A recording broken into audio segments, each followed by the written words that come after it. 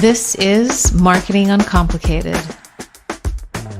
Hi, everybody, and welcome back to Marketing Uncomplicated. I have Ellen Mitchel with us, who's a dynamic real estate professional with over 25 years of experience. Ellen is dedicated to guiding clients seamlessly through her real estate process. And we'll dig into that because she has an amazing story as to how she self-branded herself.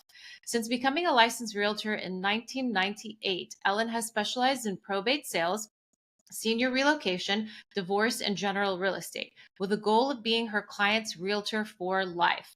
As a certified probate real estate specialist, CPRES as they acronym it, and holder of the CDPE and the REO, and we'll get into those certifications, Ellen is well equipped to effortlessly navigate Miami, Fort Lauderdale's probate system. With a trusted an expert team of attorneys, financial planners, lenders, and more, Ellen holds a competitive advantage in facilitating complex real estate transactions. Actively involved in the South Florida community, Ellen holds leadership positions in real estate associations and participates in charitable organizations. In addition to her professional commitments, Ellen enjoys spending time with her family and her beloved doxies, who we might hear down the road a little bit into this interview. So welcome to the show, Ellen. Thank you. Hopefully we will not hear them, but you never know. You never know. They might be like, hey, Mom, I need your attention. It could happen. Yeah. So, Ellen, I'd love to begin the conversation and talk about how you have self-branded yourself, under being a real estate agent within RE/MAX, because I think it's a very special story and it kind of coins who you are really, and I don't want to say the tagline, but who you are really in the market and how you connect with your potential clients and your clients along the way. Thank you, Sasha, and thank you so much for having me here today. It's always good to talk to you, and I really have been looking forward to this. So I did start really niching in probate, guardianship, senior relocation, and out-of-state sellers several years ago. And I do so much more than just the marketing and sale of the property that I had a client say to me, he's like, Ellen, you do everything for us. We would have had to take many additional trips to Florida if you hadn't been there. And you're really like our boots on the ground. And I said, I appreciate that, but I feel a little too feminine to be your boots on the ground. I'd like to be your heels on the ground. And so that just stuck. It just seemed perfect. So my slogan is your heels on the ground. And it just, I guess, if the shoe fits, pun intended, wear it. Yeah, totally. I love that story because it is truly appropriate. If you ever meet Ellen in person, you'll know. But digging in just a little more in terms of your process and how you work with clients and how you onboard them, and really highlighting on your differentiation point, I want to talk a little bit about that because there is the concept of working with clients and kind of getting the job done, but then there is the differentiation of working with clients and then going that extra mile, which I think you do probably 150% of the time with everyone that you work with. So let's talk a little bit about that process, because I think that's what makes you unique and kind of how you've carved out your efforts within the Miami Fort Lauderdale area. You might hear the dogs now. Yeah. Thank you. Interestingly, a lot of my business comes from attorneys, from probate, guardianship, and elder law attorneys, because they work with clients and then they go through the life cycle and they have the need for the clients that they're working with to go through a real estate asset attached to an estate. And the reason that they choose to work with me, or at least what they tell me, is usually a realtor working in a probate sale will be calling and saying, when's it going to close? When's it going to close? When is it going to close? But they don't understand often the probate process, and they don't bring any additional value to the attorney and their clients. And so I've really looked, it's an area of the real estate market that I just love. When I'm working with the attorneys, it's always the relationship that's going to get you in the door, but then it's your performance and really being able to do the job that's going to get you those relationships and people to work with you again and again. And so I do a lot of unexpected extras. For example, a lot of my clients are the adult children up north, and perhaps mom retired down to South Florida, and now she's passed, and they unfortunately Either they have to move mom into an adult living facility or independent living or up north to be closer to the adult children, or there's a death. In any of those cases, I usually almost always ask, has anyone changed the locks on the door? And they're like, what? What do you mean? I say, Yeah. well, mom lived there for several years. She gave keys to people over time, and word spreads very quickly, especially in a condominium complex. And now everyone knows the property is vacant. And so people that have keys, they don't look at it as stealing, but it is stealing. They'll Yeah. come in and they'll say, oh, Myrna had always promised I could have that beautiful lamp or that beautiful vase. And she had said that one day it could be mine. And people will come in and take personal property. In their mind, it's not stealing, although it is stealing. And so by rekeying the property and only giving the keys to the people that need it today, we're mitigating problems from the very beginning that someone can't even anticipate because they're going through such a difficult time. Changing the locks on the door is the last thing they're going to be thinking of. Yeah. Another thing they're not going to be thinking of is, has anyone gone in and emptied the refrigerator? It's just not something that you think of. So I'm often over at properties, meeting locksmiths, having the door locks changed, emptying out the refrigerator. And then they have a condominium, often a condominium or a home full of personal property. And was that yours? Yeah.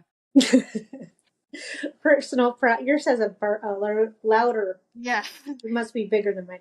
Yeah. Um, Personal property and furniture. And so Yeah. usually the family comes down and they'll take the items that they want. And if they have items that have value in it, we can bring an auction company in or an estate company, and they'll come in and they'll look at the artwork, they'll look at china, crystal, silver, items that have value, and they can make an offer to the family. A lot of times there's no financial value to the things, but they still have use. Yeah. And so we can bring in a 501c3 instead of calling like 1-800 got junk and have everything go into the landfill, which is a shame. It's a shame for the environment. It's a shame for people who could use those things that won't have access to them, and there's no benefit to anyone. We can call in a 501c3 and they'll remove all of the personal property, the dishes, the silverware, the pots, the pans, the books, the clothes, everything, and they'll resell it at a small resale shop, and the proceeds benefit children with autism education. Yeah. Because the founders of that nonprofit, that's where the proceeds go. And that way, the owners, their items go on, they get a tax deductible receipt, the things don't go into the landfill, and people at the lower end of the wealth gap have the opportunity to purchase things that they need but may not ordinarily be able to afford. And it Yeah. saves the sellers a lot of money, in addition to having to pay a 1-800 got junk or some company like that. Sure. So it just feels good. And it's all of those unexpected extras because I've been in South Florida since 1990 and have developed great relationships with a lot of people that I can anticipate all of the things that are going to come up. And I have those relationships in place, which just makes it a much smoother and easier process for the families. It's one thing that they don't have to think about. Yeah, yeah. I love that. I mean, already within everything that you've described, I mean, two main key takeaways from this is the educational aspect of what you give to your clients, from educating A to Z as to what they're probably not thinking about. They've probably never wanted to think about this. So it's going through the list, if you will, of all the little details of things that they need to take care of. So education, and then it's really kind of the feel good aspect of like how you're removing property, how you're like working through things. And actually, there's three. It's the networking that you have built along the way that really gives you the upper hand to know who to connect and who you need to contact to kind of move everything through very smoothly and swiftly. Correct? Thank you. Yeah, and that's always my goal is, I can't take their grief away. I can't take away the loss of a loved one, but I can make things easier for them and take some things off of their plate. And also it takes a lot off of the plate of the attorney, and I'm not billing them per Yeah. hour. I Yeah. don't charge additional for all of those services. It's just my niche. It's part of the service that I provide. Yeah. Now, Switching over a little bit into some gears, because I know that you have always been on top of, the marketing aspect of how you're getting your name out there, how you're really kind of, utilizing the platforms and the tools to like better serve you. And I know that, you recently started to do a lot of content for your social media channels. And I know that you're very heavy on organic SEO. And I think it's important for us to talk about the two because it's, and I know you would probably say the same thing. It's not one without the other, and it kind of supports each other, which marketing is all encompassing. But, coming from you, I think it would be useful for other realtors who may be listening in on this, or maybe even other people who are self-service or they are in a service industry where they're serving potential customers and clients, where this can kind of help them one, generate awareness, and then also get the support from a local standpoint. So let's talk a little bit, because I know SEO was first for you, and then you started to build out really a robust system as it relates to building content for yourself. Thank you. Well, I would say, first of all, for realtors, I mean, as you know, being in South Florida, every other person has their real estate license. Yeah. So, as a realtor, I think creating a niche for yourself, I mean, mine is probate, guardianship, and senior relocation, but whether it's working with first time home buyers, move up buyers, people in golf course communities, boating communities, equestrian communities, whatever it is, but not being everything to everyone. Yeah. Not that I don't do general real estate, but because I do, but really having a specific ask and becoming an expert in an area is going to differentiate you from everybody else. And probably the first thing that I did was my Google My Business page. Yeah. Before you continue, Ellen, I really want to hone in on that point, because Mm-hmm. I talk a lot about how marketing is very templatized and it's transferable across industries. And you make a really good point about having a niche and having and really focusing on one thing and not kind of like spreading yourself thin across the board. Not that you can't do it. And this relates to also products. If you're about to launch a product in the market, focus on one thing, really push that in a good direction versus having a multitude in the beginning. Because once you get that product market fit, and once you get that affinity with your customers and awareness within the market, then people will start to come. So let's go through the Google My Business now.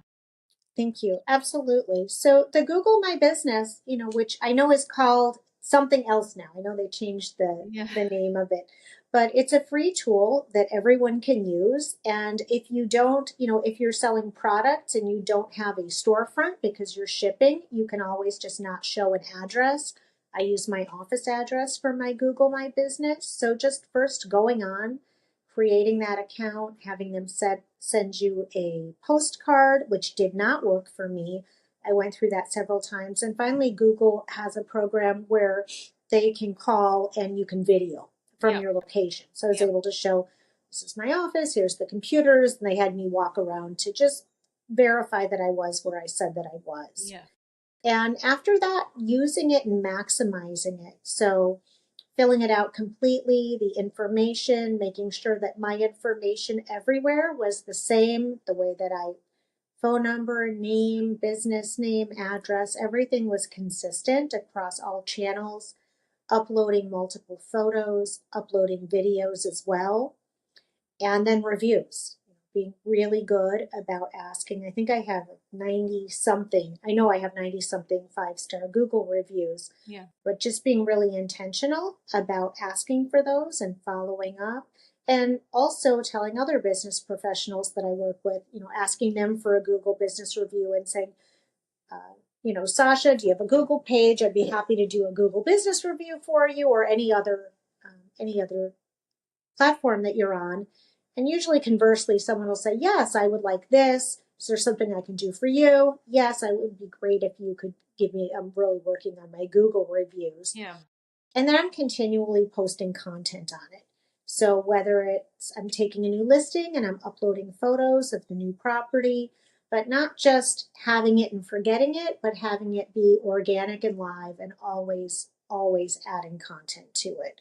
That's been, I would say, the biggest SEO and no cost thing that I've done and continue to do that continues to bring me Yeah, benefits. and you're right. It's not a set it and forget it for Google My Business. And I like how you are adding your actual properties on there from a Google My Business standpoint, because, people are gonna, it's your service, it's what you're doing. And that is a living, breathing platform that you can constantly be updating to push new content, existing content, past content, and so on. And then also, like you said, to be diligent about asking for these reviews, because it's crucial. Everybody makes a decision upon when it's a service industry upon the reviews.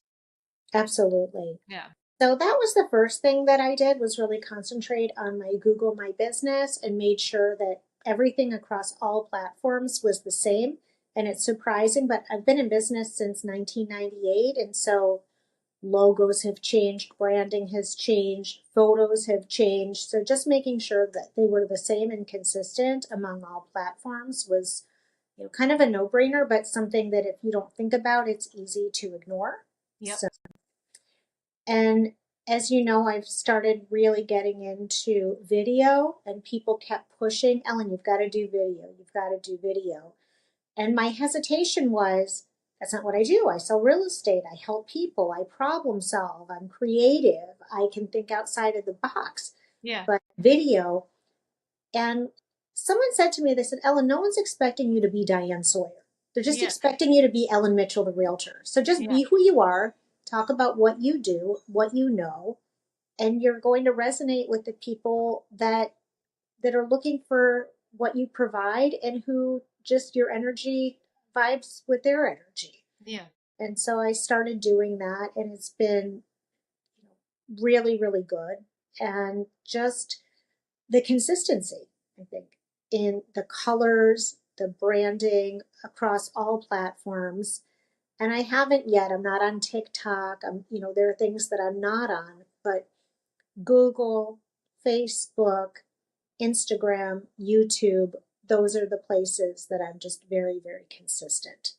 And again, not spreading yourself across too many platforms, but ensuring to grow on a few versus, going out and spreading yourself all over.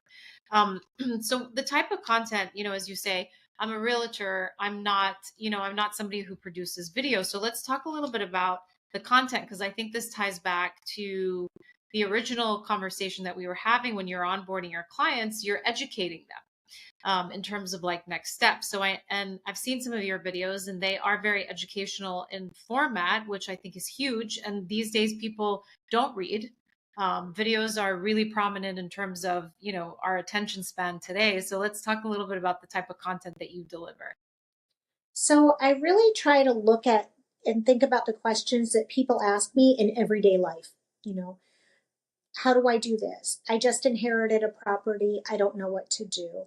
My mother is older. She's starting to fall. I'm concerned about her living alone. I don't know that we can afford to have her in an adult living facility or independent living. What are our options? And I recently, with a family member, a close family member of mine, who are very middle class, solidly middle class, and they needed to move into an adult living facility. And most people would think, based on their income and their savings, that they would not qualify for Medicaid, or that a Medicaid facility would be subpar. And that's such a misconception. Um, we did work with a Medicaid planning attorney, and they really drove the bus.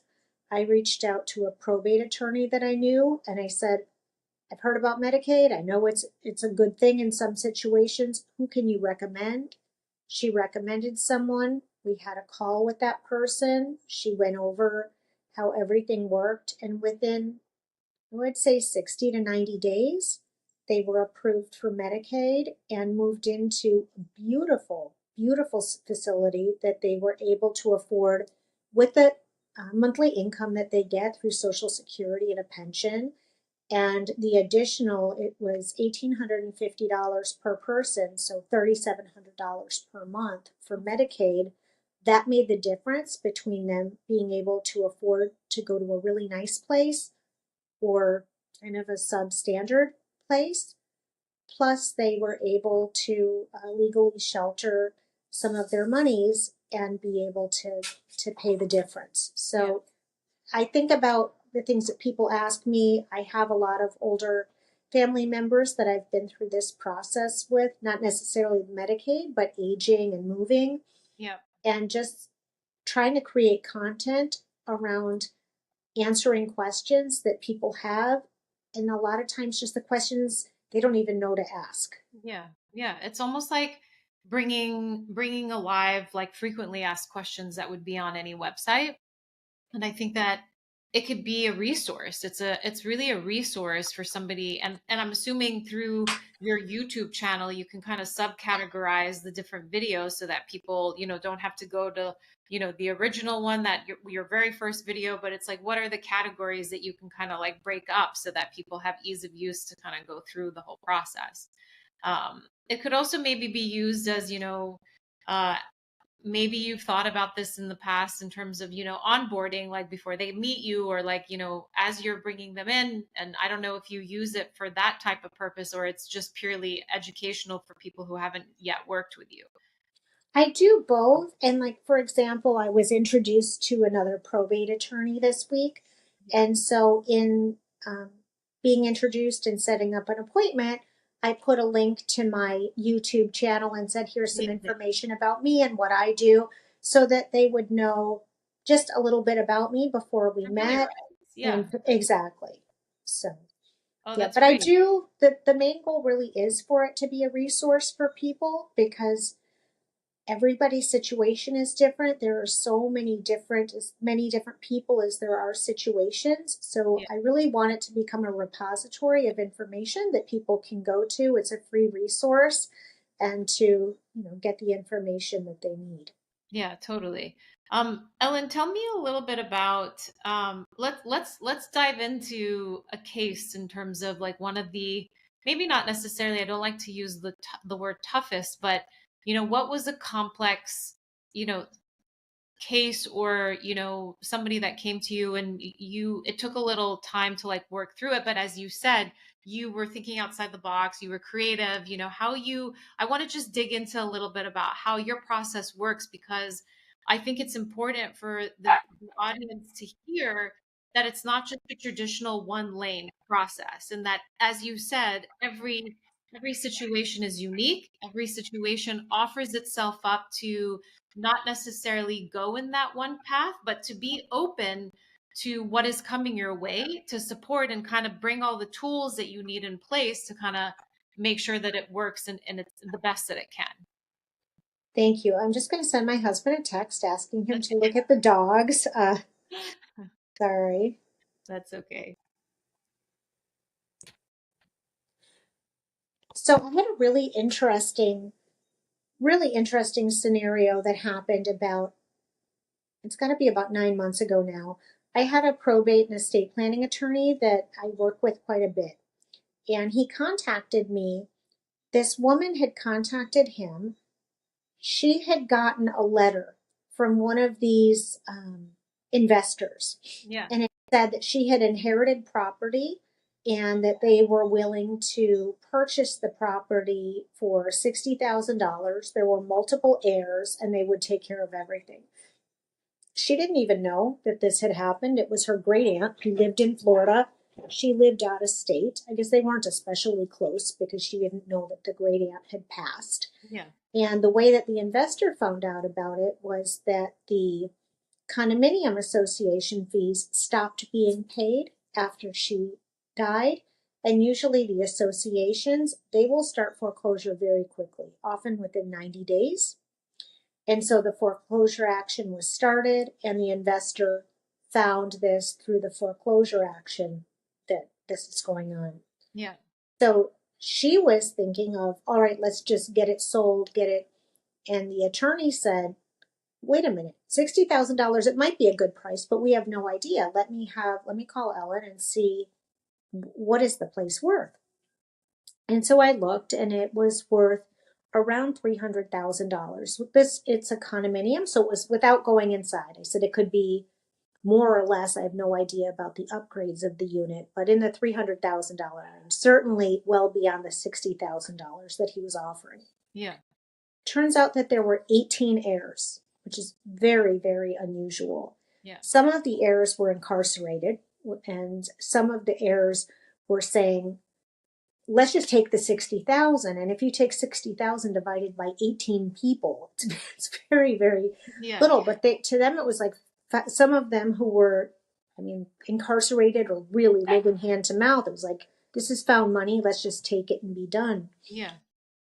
So I said, why don't you let me go over to the condo? I can meet a locksmith there. I need written permission from you to enter the condo because I don't own the condo. And so they gave me the written instruction. I contacted a locksmith that I work with. We met at the property and went and started opening the door. And someone saying, hey, hey. We're like, this is supposed to be a vacant condo. Yeah. My son, who I'm mentoring and works for me, he was like, oh my gosh, are you sure we're at the right place? Like maybe we're. Well, it turned out that there was someone occupying the property, that the association, I've never seen this before, the association in this case had rented out the property, was collecting the rent, but was still not paying the maintenance. And that's why it went into foreclosure. Yeah. So I don't want to call it fraud, but it wasn't really kosher for them to be renting out the condominium and then not even paying the expenses of the condominium. Yeah. And so we were able to get, not me, but the attorney, when I notified him and the family, there's someone in the property. They said that they rented it from the association. They looked not like squatters, like they were living there, you know. Yeah. Yeah. And so the attorney was able to get the people out of the property, and the attorney dealt with the association. I went in and we were able to get the property cleaned up. All of the aunt's personal property was long gone. The association had just gotten rid of all of it. And we went ahead and marketed and sold the property, and it did sell in the $300,000 range. Yeah. So here the family was ready to just let it go. They didn't even know about it, and they wound up getting, you know, multiples of what they had been willing to settle for in the beginning for a property that they didn't even know that they had any rights to. Yeah. Wow, that's incredible. I mean, sort of full circle in terms of, That's weird. really kind of saving, not just saving the property, but, getting what you can get from the property as best as you can, for the full support across the board in terms of, like, as you said, they didn't know. Some people, needed the extra cash, so it's acting fast. Well, we need this right now, let's just move forward with the process, and not really kind of knowing what they could get out of this versus, acting quickly. Again, it goes back to education and really, supporting those that need to understand, what it is that they could potentially get out of this versus just kind of acting right off the bat, right? Well, and kudos to the probate attorney that handled this. He's an attorney that I've worked with for several years, and I have so much respect for him because dealing with 18 heirs and having 18 heirs have to sign is not an easy thing. And he really was masterful in the way that he worked with that. So I also have people contact me and they'll ask if I have, if I can refer them to a probate, guardianship, or elder law attorney, which I do all the time. And it's not one size fits all. Some people, maybe they speak another language and they need an attorney that's going to speak to them in their language, or there are so many different things. It could be an international seller that's outside of the country. There are tax ramifications, and you need to bring in a tax expert. Yeah. So I really like to be like the hub and be able to refer and have a great team behind me to refer my clients to. Yeah. And it's not like I refer everybody to the same person because everybody's situation is different. Yeah, it's unique. It's almost like, I'm a very visual person, but it's like you're the center of the octopus and you have all these like tentacles that are like out to really kind of support that system that you're really pushing forward, which I like to. I've never heard that. I always think of myself as the hub and the spokes, but I like Yeah, that, the octopus and that's the good. tentacles. Yeah. Yeah, yeah. For those who are visual out there. Um, so Ellen, this has been really informative, and I love that we can really leverage what it means to build a personal brand. Like even though you're working for another company, like as large as a real estate company like Remax, but you're able to individualize yourself within that. So what I want to be able to hear from you, if somebody is coming up into the ranks of, wanting to do what you're doing, I mean, what are the things that you wish you knew today that you could have started early on? In terms of marketing or in terms of real Both estate, or marketing and real estate. so I was very fortunate in real estate that I had a tremendous mentor, and I would give a shout out to Gary Smith, who's my friend and lifelong mentor. But I worked under somebody, and he really taught me everything. Because when you get your real estate license, you're on your own. I mean, you Yeah, work under a broker, but you're on your own. And everybody else in the office is not necessarily looking and rooting for your success. It's sales. Everybody's looking for their own success. themselves. Yeah, Right. And so by the time I went off on my own in 2000, yeah, I knew how to do everything. I started administratively in real estate in 94 and I got my license in 98. mhm, So knowing how to use the MLS, enter listings, set appointments, write listing agreements, negotiate contracts, what are the norms in your area regarding inspection, appraisal, as is, not as is. yeah, All of these things, it's a learning experience. And I had the benefit of working under somebody and getting to see the day to day so that when I went out on my own, I was really knowledgeable. And so I would encourage everybody to get a mentor, join a team, and people will say, oh, but then I only get 50% or I only get X%. Well, 100% of nothing is yeah, still nothing. true. So for me, it was wonderful to get an education and be compensated at the same time, as opposed to having to pay to be, to Yeah, pay to be educated. yeah, So that's big. And then in terms of the marketing. marketing, I see people, they try something and they don't stick Wait, with it. yeah, So it's like whatever it is, if you're going to dedicate yourself to getting your Google page up and going, do that. Don't try 5 new things at the same time and then burn out and say none of them worked. Really take one thing until you become absolutely proficient at it before you add something else. And I yeah, think that's probably, people get very excited in the beginning, or they go to a conference and they come back and they're on fire and they want to do everything, and 90, 120, 180 days later, it's all, it's all forgotten. So I'd yeah. rather take one or two things and really hone your craft and master that before adding something else to it. I love that.